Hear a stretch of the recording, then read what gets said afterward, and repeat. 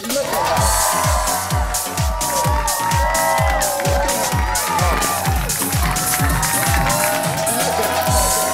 Lady Red. And Raja. Look at her. Hello, everyone, or should I say, hello, everyone. That's some of those fake-ass teeth. And welcome to our very special Halloween edition of Look at Her, the Hey Qween After Show, where our super spooky guest looks at some of the queens she's played with, slayed with, or even laid with, and spills a little tea. That's blood! Ah! Or throws some deadly shade, the worst fate of all. Or just tells us something that we don't know. Today's guest is one of my personal favorites of all of Hey Qween history, Raja. Welcome back home, sweetie. Thank you, my darling. For the most religious of all holidays. Yes, absolutely. I'm so, you know what? I knew that I was coming here to Hey Qween, and you messaged me, what, like 2 weeks ago? Yeah. And all I could, I was just so excited to do Look at Her. I was like, I get to do Look at Her. And here we are. Lady Red, are you excited? Did you have a good time today with Raja? Yes, that's my girl, the mistress of the day. Yes, you did. Fuck you, slut. And of course, we have the spookiest little Halloween ghoul. It's Gurg is the word. Yes. Follow him on Twitter and follow that on Twitter at Gurg is the word.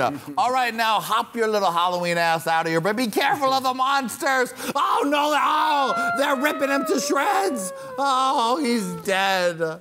Oh, now he's a ghost. Oh well, it's all right. All right, Raja, you've been waiting to play. I have. Here is the moment. So excited. All right. Okay. Let us begin. Let's do this. Look at her. Oh, Raven? Raven. You. You and Raven together, you've been doing Tutor Boot for so long. Who knew? You know, I just think that very, very few people realize how eccentric and weird Raven is. Oh, yeah? She's very, she's antisocial.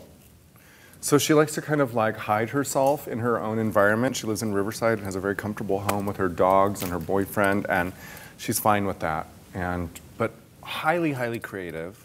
We have a very long history. I remember when Raven was just David the Go-Go Dancer, and I think he had a very special name like Phoenix. Phoenix, yeah, that's right. I remember. Phoenix the Go-Go Dancer. I remember when Raven was just a Go-Go Dancer, but it's been really fun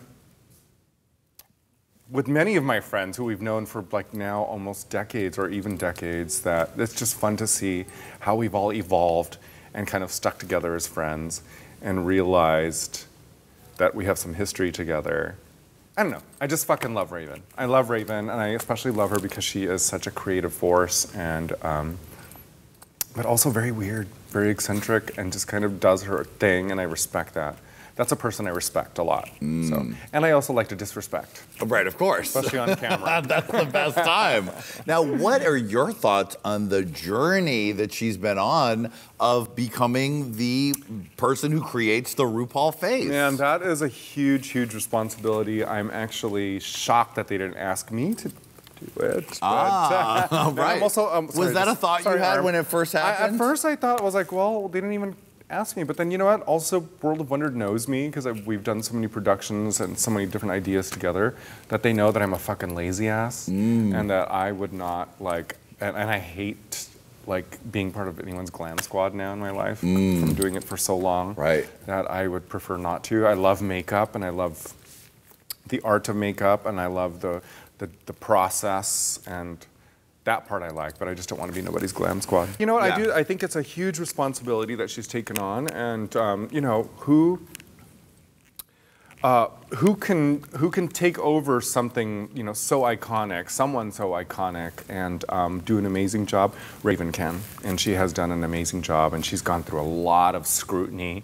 The fans, the Reddits, and they have talked so much shit. And working with someone closely, as part of their glam squad, it takes time. You don't immediately know what their needs are and what their comfort levels are, and you kind of figure that over time, and she's really kind of learned it very, very quickly, and has definitely taken her own spin and her own style into how she creates RuPaul. Yeah. Yeah. That's not easy to take up for where Matthew Anderson left off. Yeah, and you know what? Matthew was such a huge role in Ru's look that I remember years and years ago, before I was even on Drag Race, when I was assisting Matthew on America's Next Top Model, because that's really our history. Well, I asked him one day, I was like, how's RuPaul? You know, because this is before Drag Race. So I was like, how's RuPaul? And Matthew answered, I'm doing fine. Because he put all of her looks together, and he was the genius behind it, and he joked about it, of course. But so yeah, it's a huge responsibility. Yeah, she's doing good. Doing great. Yeah, doing absolutely great. Okay, look at her, Ginger Midge. You know, I love Violet Chachki, and she's a deserved winner. She is a star, and she's definitely found her place. But I was really kind of rooting for Ginger Minj. And I've told Ginger Minj this. I believe that she is one of the most talented fucking people I've ever seen in my life. I love her versatility. I love her timing on stage. She's just that theater queen. She's a great singer. She's so talented, and she's just fucking lovable. You know? Can't we all just be lovable? Mm-hmm. And less cunty? Right. And when she comes, this is my mantra every morning. More lovable. Less cunty. I say this in the mirror every morning. That sounds like the Raja breakfast cereal. Yes. Now more lovable, less cunty. Yes. Now, what did you learn from Ginger Minj in the process of doing the First Wives Fight Club? I learned that you got to tough it out, sis. You're here with us. But she wasn't a bully. She was just like, got it. You're having a nervous breakdown. Get up, do it. The show must go on. I definitely learned that from Ginger Minj. She was like, I relate. I understand that you're going through a hard time with this, but we really have to put on a show. And I like that. I like a bitch that doesn't baby me, that doesn't coddle me. And she was definitely that girl who kind of put me in place. And she was like, listen, they asked you to be here. Step it up. We'll help you through this. We love you. It's going to be all fine. Get it done. Stop crying. And I like that kind of girl. Yeah, that's Stop good. Your fucking crying. That is Halloween tea. Let me drink my tea. My blood! My Tino Grigio. Tino Grigio. Okay, look at her. Look at her. Oh, my God. Your other co-star from First Wives Fight Club. Brooklyn Heights. Kind of Man Crush Monday. Very handsome man. A tall white man, blue-eyed, green-eyed. I'm not sure. Me neither. And especially one with that leg that goes up over her head. So always you know, a lot of my friends I have crushes on. Like I have a huge crush on you. You know, Lady Red. I have a crush on her. Lady Red, your dream. Most of my people in my life I've had crushes on, and she's definitely one of those people. Got a crush on her because she's so talented. And so kind, so fucking cool. Before she went on Drag Race, we talked about what it was like for me and my process, and she was really there and receptive to it, and good head on her shoulders, talented. Miss Continental. Let's fucking talk about that. Let's in America, not forget. It's a huge deal to be Miss Continental. It is something that is a prize and a crown mostly given to trans women who perform in drag, and it's been that way for many, many decades. And to see someone who is, I suppose, cis-identifying, or perhaps even I'm just saying, boy drag winning Miss Continental is a big fucking deal. So much respect for her. Yeah. We have a lot of history, and we have a lot of stories that we share alike. So love Brooklyn Heights. Okay, look at her. Look at them. The double winners of All Stars 4. What did you think? Oh, that was a tough one. Because you know what? I am a traditionalist in so many ways. I don't know about no ties. Can't two people win? It's got to only be one. That is really, but you know, when you really put them side by side and you realize who those two people are, you really see the amount of work and dedication that they have. And it was just fucking all-stars. They didn't really do. Because if you didn't win the fucking first time, you didn't actually win. So you were invited back. So, you know, it's sort of disposable. No, but those are two people that I very much respect. Monet Exchange is so funny, and Trinity also is just, you know, brilliant in so many different ways.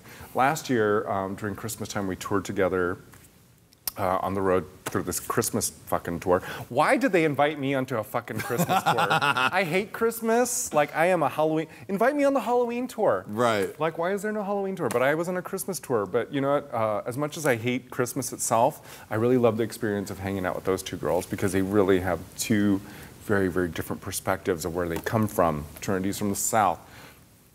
Monet is a New Yorker bitch. She is like, you know, I mean, it's just, you know, very, very talented people. That's all I have to say. Look at her. Oh, Aquaria. Yeah. You've been doing some toot and boot with her. Yeah, You guys have great chemistry. Yes. You know why I appreciate Aquaria is because being so young, she fucking knows what she's talking about. And I've said this many times. She's just, you know, she's not entitled to it. She realizes what it took for drag queens to be what they are today. And so she has a tremendous amount of respect. She has a huge amount of knowledge. She's like an encyclopedic like memory of things. She knows more things than I do. She's just brilliant. Oh, sorry, cup. She's very good at what she does. She's very talented. She is a force to be reckoned with. And at a drag, I fucked the shit out of her. Yeah, all right. Oh, cutie. She is cute. Ooh, the Pinot Grigio. It's working. Hey Queens, thanks for watching. For part 2 of this interview, click here. For more Hey Queen fabulousness, click here. And of course, don't forget to subscribe.